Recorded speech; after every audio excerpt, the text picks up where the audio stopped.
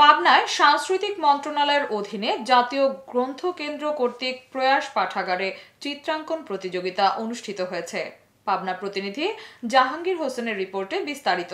সাথে আছে আমি রাজিয়া সুলতান। আপনারা দেখছেন i1 টিভি।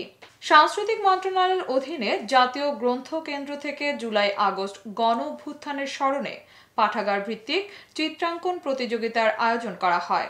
আজ বুধবার 16 জুলাই বিকেল 4 ঘটিকায় পাবনা জেলার সাথিয়া উপজেলার কাশীনাথপুর প্রয়াস পাঠাগারে এ চিত্রাঙ্কন প্রতিযোগিতা অনুষ্ঠিত হয়।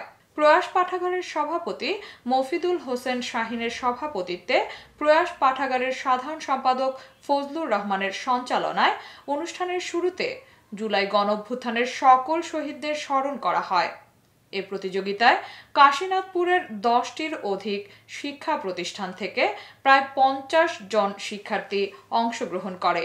Kashinathpur Digital School and College, Skylark International School, Shantiniketan Kindergarten, Science Care School and College, Gotangra সরকারি প্রাথমিক বিদ্যালয়, Orbit Pre Cadet High School, Rose Valley Kindergarten, Barat সরকারি প্রাথমিক বিদ্যালয়, কাশীনাথপুর বিজ্ঞান school, Oasis International School and College, Kamruzzaman Laboratory School and College এ প্রতিযোগিতায় অংশগ্রহণ করে। কাশীনাথপুর প্রয়াস পাঠাগারের সভাপতি মফিদুল ইসলাম শাহিন বলেন, প্রয়াস পাঠাগার বৃহত্তর কাশীনাথপুরে বিষয়ভিত্তিক বিভিন্ন কার্যক্রম করে থাকে। 21শে বইমেলা, বিতর্ক প্রতিযোগিতা, সাংস্কৃতিক সহ স্বেচ্ছাসেবী কার্যক্রম পরিচালনা করে আসছে।